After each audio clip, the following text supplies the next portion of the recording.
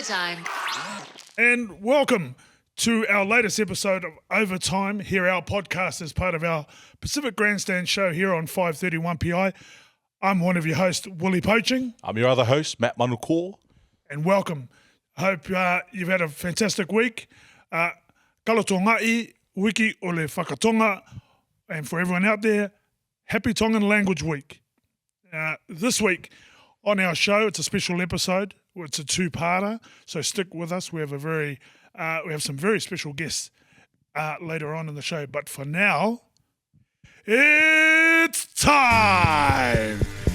Coming from the red corner, standing at 6'42", weighing in at 112 kilograms, we have Levi, the monster, Matautia-Morgan.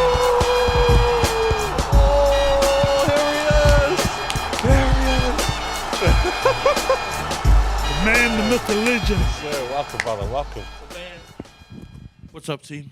I look forward to seeing that edited. It's silent now, but we'll get Crowds the... on the side. Yeah, thousands. Oh, mean. Joey's behind the camera there. He's got some tears in his eyes. You right? Right there. You're inspiring, bro. Do you want an autograph, bro? In all seriousness, we have the host of our Pacific morning show here at 531pi's. You can catch him 6 till 9 every weekday morning with William Tiriti, Levi Matautia-Morgan. Welcome to Overtime. Appreciate it, man. The man's shot, boys. It's cool seeing the setup, boys. It's mean, man. Buzzy, eh? This is all official. Yeah. Here we are mucking around in the morning on 531pi's. You guys are all official over here. Oh, man. We're talking a bit of sport here. Yeah. We're talking a bit of your history. Take us back to your childhood, where it all began, where you grew up. Yeah. So born in Pukekohe, out of all places, bro. But like South Auckland all over, my dad was a pastor. So because of that, we're always moving all over. So when people ask me where I'm from, mainly South Auckland, but we lived in all of Auckland. Because of that, always moving houses to move to be at different churches.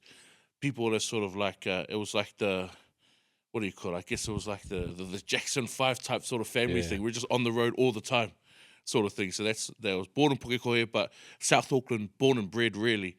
And now we're here, man. Now we're here.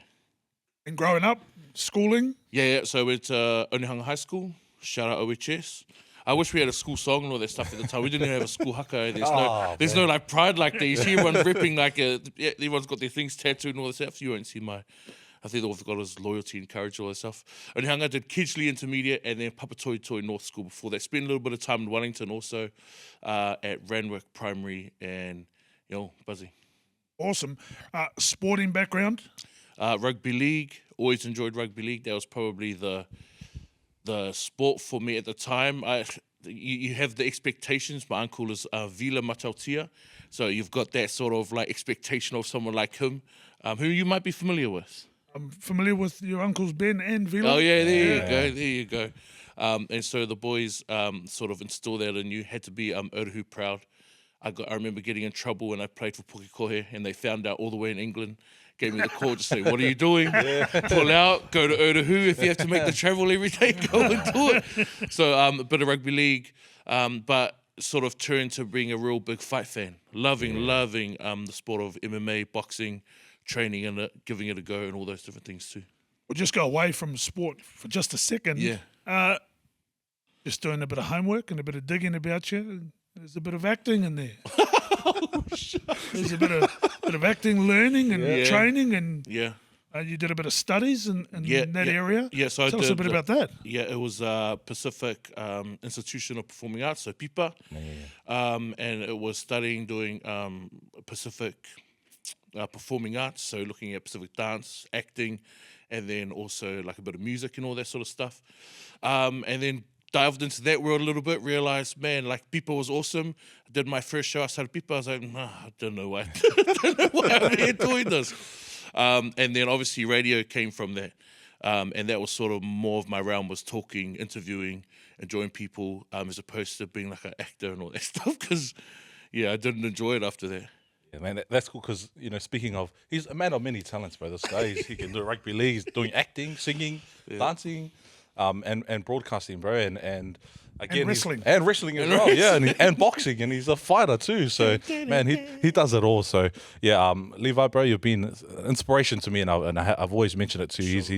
He's someone that mentored me when I first got into this gig as a journalist, and into the media space, and really taught me many lessons that I've carried on now, and it's now manifested into overtime too, bro. So, talk us a little bit about your journey into media and your radio career. You spent time as a journalist, and now you're a producer too, bro.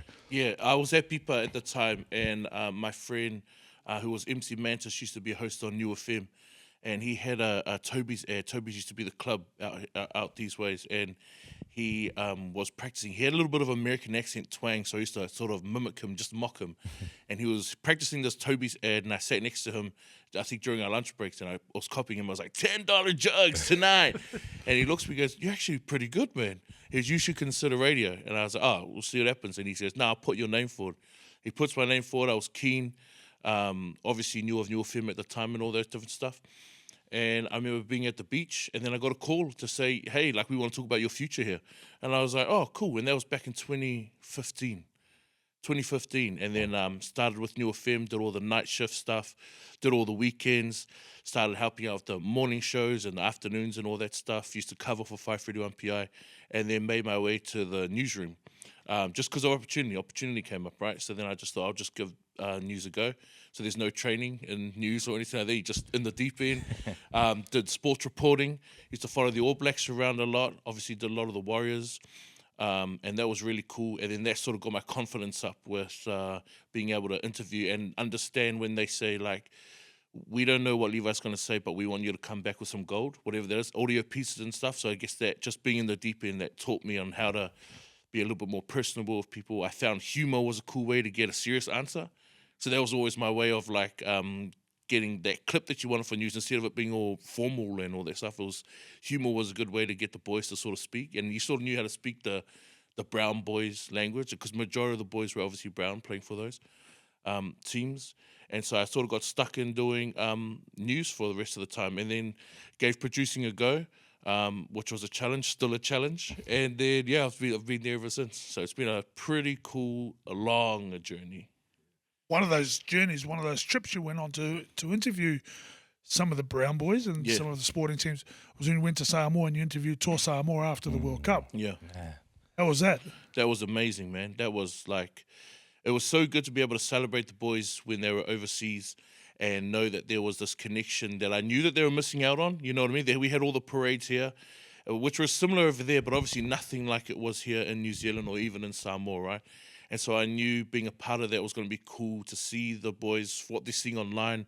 It's going to be cool for them to see it in person. And so we flew over there. I think it was like a last-minute trip. They said, "Are you keen to go?" Obviously, I wasn't going to give that up. And it was really good to talk to the boys, because it was nice to speak to them outside of all the pressure of the tournament and all that stuff. You just knew that they're a little bit more chill. Their focus was literally just giving back to the community, giving them time, giving them love.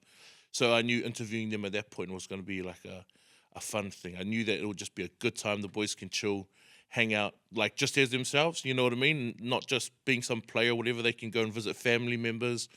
Some of the other boys' families from other islands flew over to Samoa just to be with them and all that stuff. So it was cool. That was awesome, man. Awesome opportunity. How was it being there, Yeah.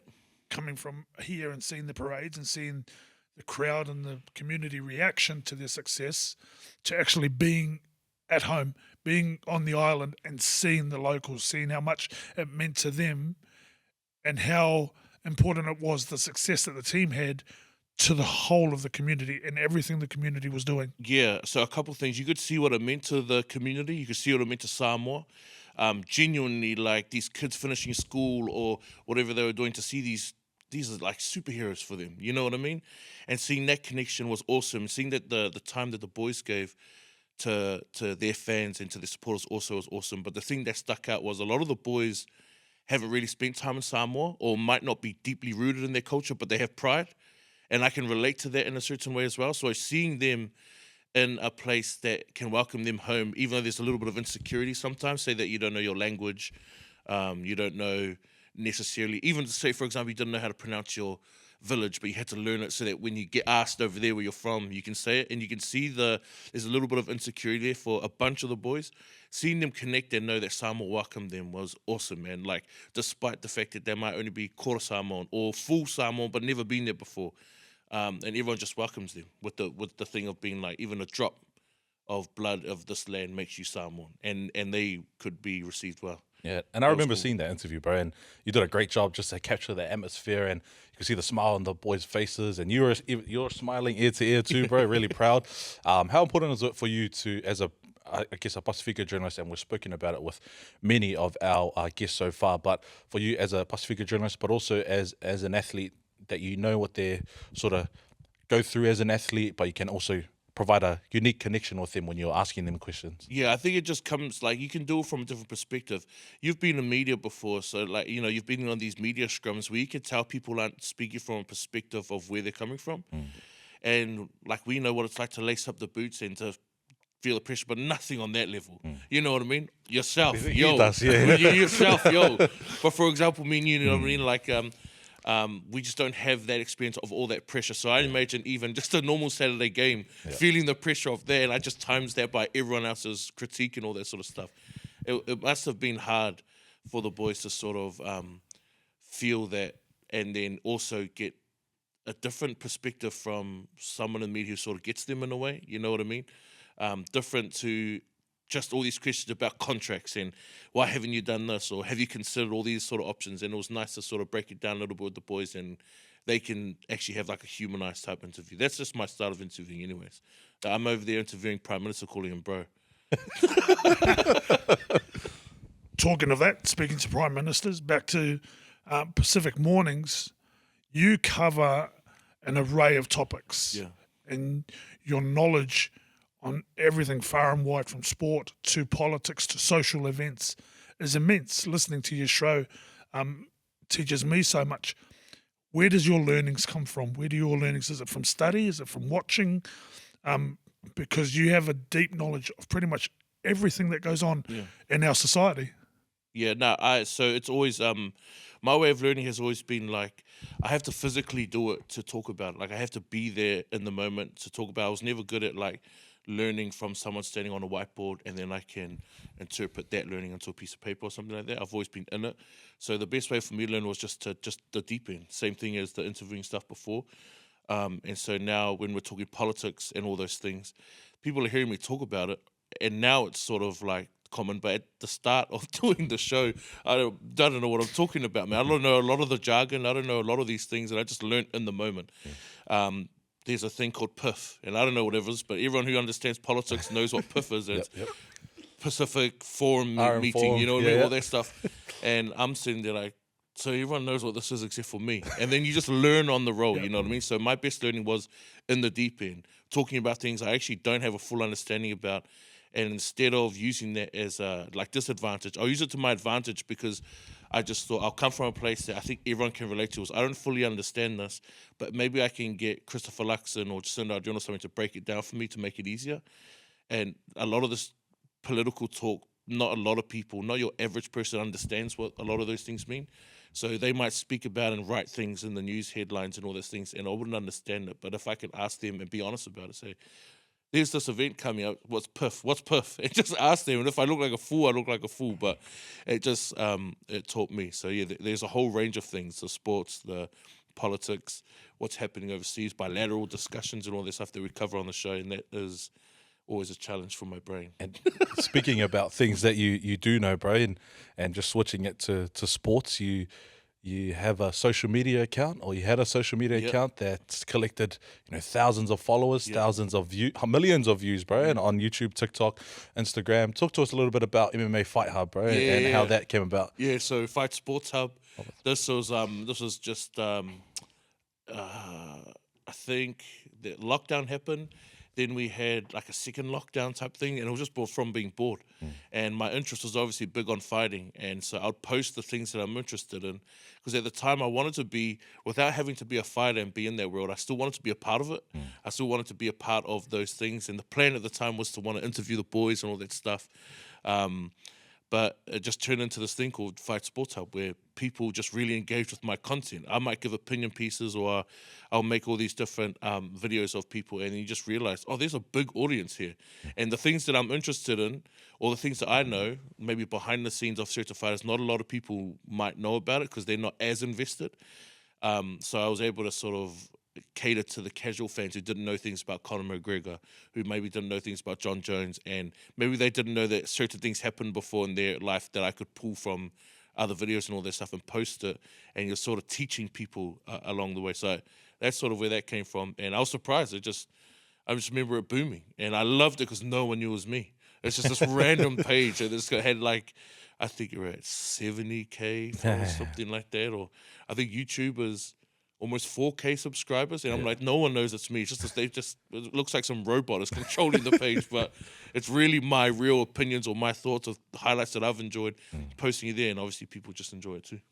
Was your motivation to get that many people to try and help that many people watching and educate them about the sport, or was it just a release, an area for you to just put down my interest? Yeah, no, it was just to be creative and just find a way to things that I knew that had happened before that I wanted people to talk about. Say how big a Conor McGregor debut was or something on UFC, and maybe people who know him now didn't know he came from here. So I just wanted to just chuck it out there, like, oh, if you didn't know this, here this is. So I didn't do it for a following, nothing like that, but it just popped off. People seem to really like it, and I've been slack on it recently, so I need to do something about it. While we're on UFC, favorite fighter? Bro. Of all time for UFC, it would have to be Conor McGregor. Nice. The stuff that he did, man. You know what I mean? And I know there's a lot of our poly boys and stuff, but for me personally, I was kind of an early fan. It was Kimbo Slice when he jumped in UFC, and I used to watch him on YouTube. Yeah. I followed him to the UFC, and then staying there to, I think, 2013, Conor McGregor comes on. I just remember seeing this dude, and then watching his rise was just awesome, man. Like living, it's like you sort of lived through his eyes, you know what I mean? Because he shares a lot of the journey and stuff, and you can see this young dude who was on the dole, I think $188 he gets. He fights Floyd Mayweather. He gets all his money. He buys a yacht and he calls it the 188 because that's exactly how much he got on his dole. You know what I mean? And seeing that story from nothing to like something was amazing. So him. But of course, you got to bring it back to the New Zealand stuff as well. And it sounds like I'm a casual fan, but like understand you probably, you know what I mean? Like seeing him bit gutted after the weekend. But No, but and Conor McGregor for myself too. He was one of my favorites, if not, he got me into MMA back in 2015 when he had that 9-second knockout of Jose Aldo. I didn't even know anything about UFC. My friend's dad was a MMA fighter out of Strikeforce in New Zealand, Sam Striker Brown, and would get tastes of what it was like to be in the gym and to do all these different stuff. But my interest sparked back in 2015, and obviously that came up. Conor McGregor is such a philosophical fighter. Some of them, they're really deep intellectuals, and they think a lot about, you know, their life and how inflicting damage into someone else reflects on their life. And you know, some of them are really deep like that, and I feel like he's like that. But then some of them are just pretty much straightforward, like Mike Tyson, who just wants who grew up in the gutters and he just wants to hurt someone. You know, so you know, for you and for our communities, how was it engaging in the community and the fighting community, which is quite niche, you know, in some aspects in the wider Pacific community? Yeah, no, it's been cool. It's been awesome. I took part in this thing called Alta, which at the time was called Wimp to Warrior, and it's called Alta now. You do a 20-week fight camp with CKB, and then you fight at the end of that. We couldn't get to the end of it because of COVID. COVID obviously happened, but being a part of that, you could see how much people like Conor or even Izzy and all that stuff really inspired. In particular, a lot of our Pacific people, you know what I mean? Because like fighting was a cool way for, I guess, in a way of expression. There's the other version of that is fitness. And then also other people I noticed were joining to challenge themselves. We know a lot of our Pacific people have had it tough. That's just the reality, right? They've had theirs, whether they're older or younger or grew up without parents and all those different things or struggle to eat.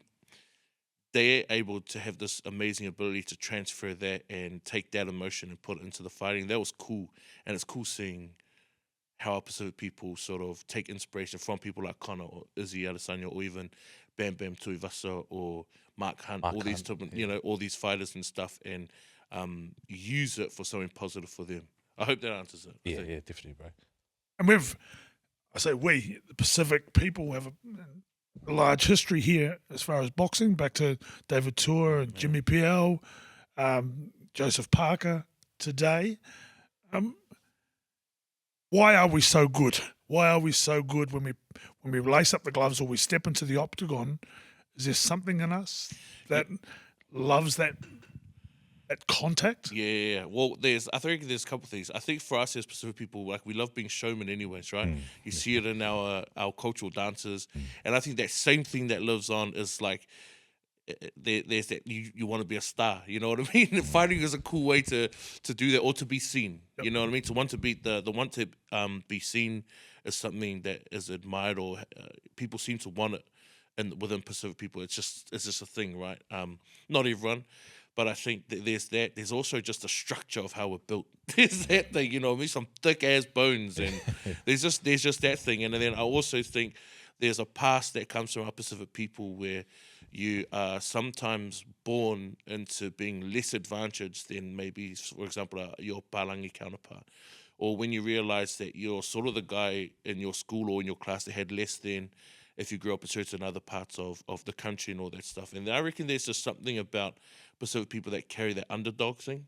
You know what I mean? Like, it's like a spirit thing, but something strong. Like, it's this underdog mentality that I think we naturally carry, that I think translates well to overcoming obstacles or anything that comes your way in a physical fight. You know what I mean? I love Mark Hunt's story about him being discovered because he's having a fight outside of some bar and all that stuff, and people are like, I think you should jump in the ring and all that stuff. You know, you got some talent. So there, with the positive comes the negative side of all of that too. But when people tap into it and can make a career out of it, like Joseph Parker, Mark Hunt, all those sort of names, Hemi Ahio, these names like that can actually make a living from there. I think that's leaning on the high positive side, but there also is obviously the negative side and stuff. Talking about the ones in the ring and the success people have in the ring, someone like Ray Sefo has been able to transfer that outside the ring. Yeah. And he's helping fighters now with his company.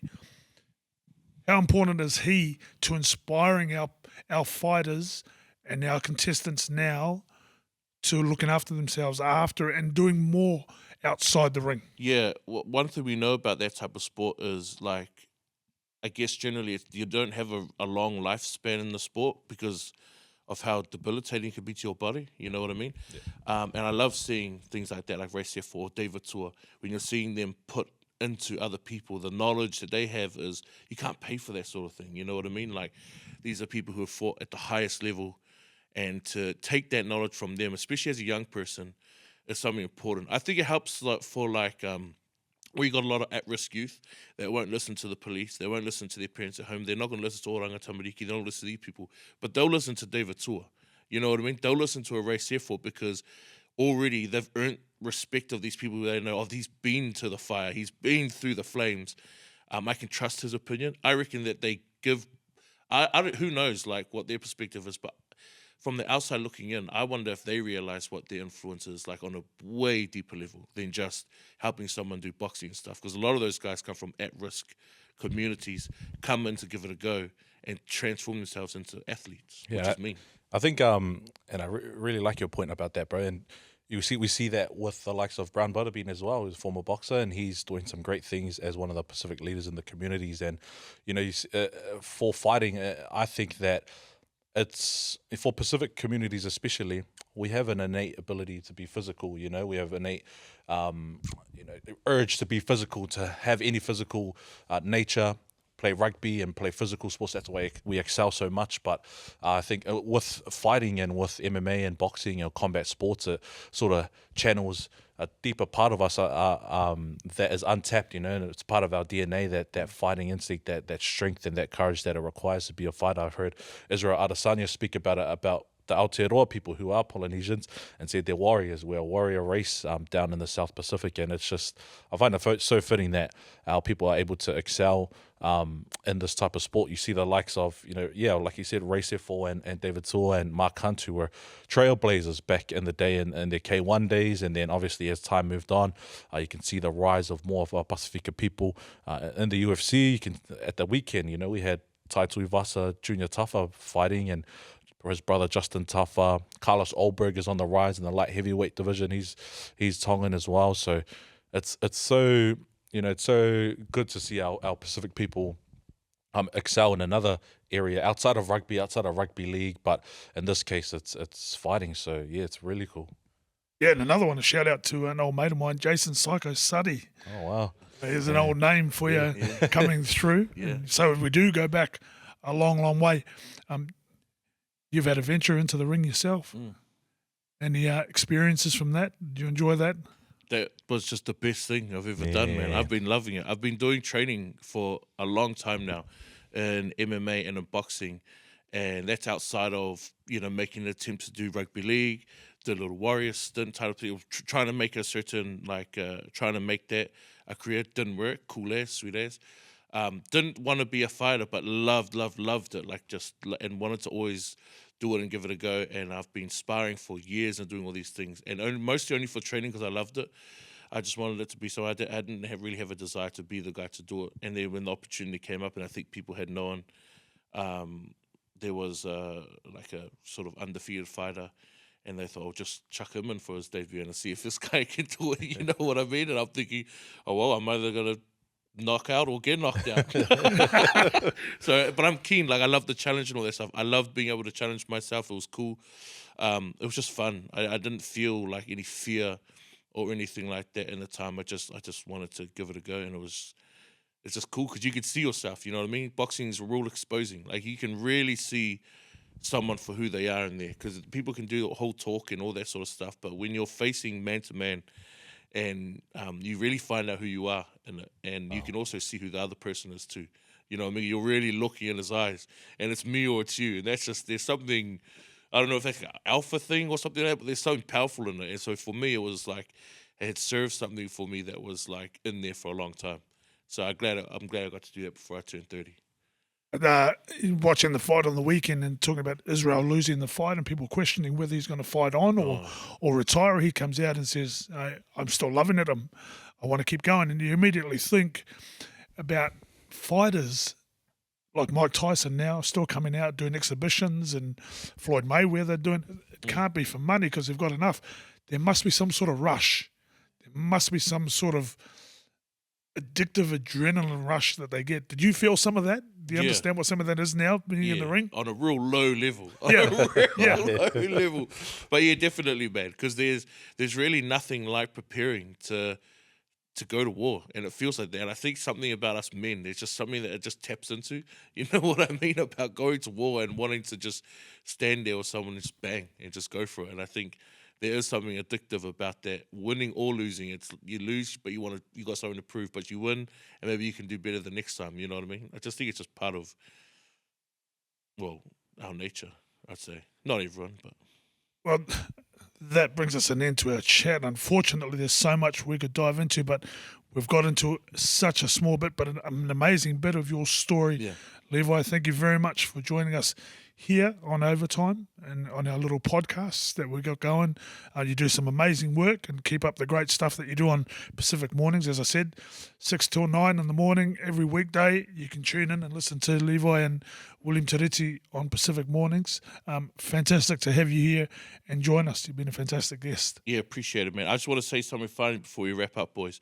There's the stigma going around that I don't like Bam Bam Tuivasa. Now, there was a video that came out some years ago of me videoing him. We were going out and I'm calling him out to a fight, right?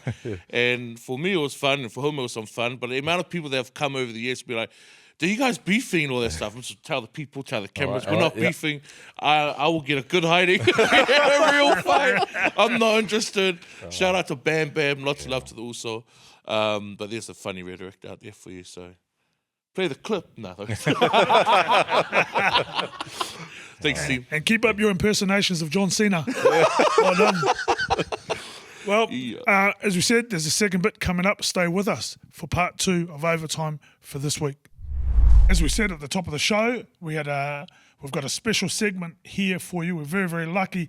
After an epic grand final on the weekend for the Fox Memorial Auckland Rugby League competition, Richmond against Papakura, which went all the way down to the wire, extra time with the Richmond Rovers, Bulldogs, whatever you call them. I'm an old school, so I still call them Rovers, but apparently they're called the Bulldogs. These gentlemen here, our guests, will sort me out and set me straight. But they ended up winning 15-14 in a fantastic game. Overtime. How good. Overtime, how fitting, man. What a cracking game. Fitting grand final. We welcome Bo Courts and Kosi Tumai to the chairs into the studio this morning here for Overtime with Matty and Willie. Gentlemen, welcome. Thanks for having us, guys. Thank you. Yeah, thanks for having us, guys. Thank you. Tell us a little bit about the weekend, your thoughts on the game. When it got to 14-all, fighting it out, were there ever doubts? Were you confident about getting that extra point and getting into the position to win the game? Yeah, well, obviously we started strong. We got out to a 14-0 lead, and then towards I think it was 20 minutes to go, and we actually got a sin bin. And I knew because the week before we got a sin bin and point shift started coming back. So I knew when there was a sin bin on Saturday, I was just like, oh, here we go. Papakura's gonna get their tails up, and they did, man. They came strong, bro. They had all the momentum at that time, and we just had to hang on. But it was very worrying at the time. They're a big side. They're a massive side. Physical, Papakura, man. How tough was it in the conditions to combat that size of a team when they started to get on a roll? I think we just had to play to our strengths and our ways, not crash and bang. It's about moving the middles around, moving the ball, kicking early, finding corners. So I think that, and the weather sort of helped a little bit. Like it wasn't, big boys couldn't run over many players because it was too wet. So the ball was popping out every second tackle, bro. So there was scrums like every but I was just like, stop, start. So it was hard to get momentum at the start. Like there was literally like, I reckon it was 5 scrums within the first 20 minutes, and it was like stop, start for them. I think they wanted to try and keep us, to try and break us down. But I think, we combated that with our kicking and our smaller middles like Kaz and that, trying to find their fronts and stuff. So it helped us big. 44 years since Richmond had won the grand final. 1980 was the last time beating Otahu. Was there a sense of pressure from that? Was there a sense of drive and motivation to get that right and get the trophy back in your hands and take it back to Grayland Park? Yeah, there was definitely. I'm not gonna lie, there definitely was pressure. 44 years, that's a long time, And not only that, we made the grand final last year and lost it, so that just added to the pressure as well. And you obviously got so many proud Richmond supporters that really wanted this win. So man, when that whistle blew, is obviously very, very happy, but it's a big sense of relief as well. You get the trophy, you get the drop goal from the scrum, the referee blows time, you win the game. Tell us your immediate emotions. Mine, I looked for him straight away. I knew how much it meant to this dude because he's been at the club since he was, in nappies. His dad been there, mum through the club. So it was one of those, I needed to, and I promised this guy when I came back from Australia, I'm going to get him a Fox. And I promised, and when I slotted that field goal and I looked for him, he came running to me and I was screaming in his ear. And I said, bro, I promised you this. And all the boys were just trying to jump all over us. And he told me all he could hear was what I was saying to him. And it was just, and that for me, I done what I promised, I fulfilled my promise to the also. And, that Saturday night was unreal. That Saturday night I was just happy, just celebrating. And I'm stoked for this dude to be the first captain in 44 years to get a Fox, and but I'm just stoked as, man. That's crazy. And I saw heaps of posts online, bro. All the Richmond community, the Central Auckland community were behind you guys and really celebrating this achievement. Have you heard from them, and have you heard from your family or had time to celebrate with the community? That Saturday night, everyone came down to the club. Man, we felt famous. Bro. It was like, you get photos, and we were enjoying it and getting photos of everyone. But even guys that I haven't met before coming up to us and just wanting to be around it. And I told my team too. I said, man, just for me, like it's been so long, boys. Like we got to get around the people because they want to be around you guys. They're gonna want to shout you drinks. They're gonna want to have photos. They're gonna want to talk to you. So just soak it up and enjoy it with our Richmond community. Yeah, and speaking of the Richmond community, it's such a deeply rooted place for our Pasifika communities as well. So I guess how important was it for you guys to lift that trophy on behalf of all our communities who have been in and around that area? Oh, it's huge, man. It's huge. Like you had people even from Australia who were born and bred Greyland, Richmond, messaging through like all the way from Sydney. Even some guys from the UK messaging as well. So, although there's a lot of people that have moved from that area, their heart is still, with Richmond, their heart's still with Greyland. And it's just, it's very special to see them all reach out and, still be so proud. Talk about the community and the diaspora of fans and people from the area. There's so many ex-players, legends of the game that have come through Greyland Park. A lot of them turn up Saturday night. Were there many of them around the team? Yeah, there were heaps, yeah. Yeah, there was like old boys everywhere, and like Nigel and the boys all trying to throw back the drinking days, so all of them enjoying it, But see, that's what it's about, those guys laid the foundation for the club. Those are the guys that brought the Pacific community to the area. So it was mean, bro. Like honestly, it was when we walked into the club when he carried the shield in with James Gavitt. You should have heard the roar in that place. It was crazy, And before we won this, I was trying to think of how everything will pan out afterwards. Like I was like, what's it gonna be like when we win? What's the club gonna be like? And literally, it was overwhelming to see, the amount of support we had in that club that night. It was crazy. The satisfaction. I've been down to Greyland Park to watch his play. Your games are packed with fans and supporters, but it's more so packed with a lot of the juniors that play at your club, and they're running around with all their kit on. They've played in the morning and they're around watching your team play and watching their stars in their eyes. Yeah. How important was it for you to inspire those young fellas and young girls? For me, like I always remember being that kid.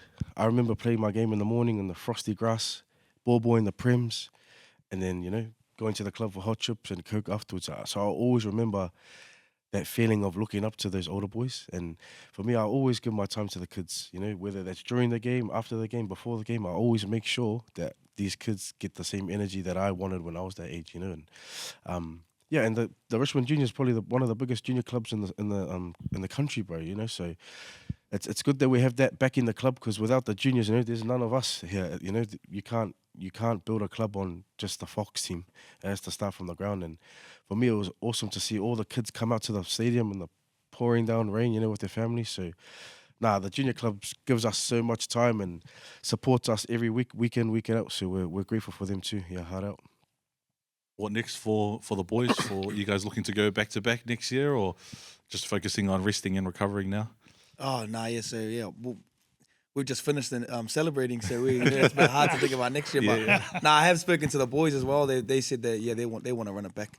They want to try and get back to back. Like we don't want to let the club, we don't want to have to wait another 44 years for this. So we've created something really good at the club, and we want to continue that going. We got a lot of good juniors coming through as well. The 18-year-olds, 19-year-olds coming through the club. So we want to make sure that they're ready to step up when we need them. And as we said, your club is steeped in history. It's had so many Kiwis come through the club. It's done so much for the game. And from that history, you've added your little bit. The 2024 Fox Memorial Champions. Congratulations, gentlemen, to yourselves, to your teammates, to your coaching staff, to your directors, your fans, and everybody else. Well done for lifting that trophy on Saturday afternoon. Thank you, guys. Thank you very much. Thank you, boys. Well, that's us for another week here at Overtime. Matty, where can our viewers see us? You can see us on overtime.pacific grandstand on Instagram, as well as overtime.531. Stay tuned on our YouTube channels. You can watch the full episode of episode 12 of Overtime. Thank you for supporting us, and thank you, boys, for joining us today. And we'll see you for next week. And a huge thanks to Levi Matautia-Morgan, Casey Tumai, and Bo Courts from the Richmond Rovers, Richmond Bulldogs, for joining us here on our episode. Ka tonga wiki o le whakatonga. Happy Tongan Language Week for everyone out there. Hope you've had a great week. Join us again for another fantastic episode of Overtime here as part of our Pacific Grandstand show here on 531 PI. Have a great week.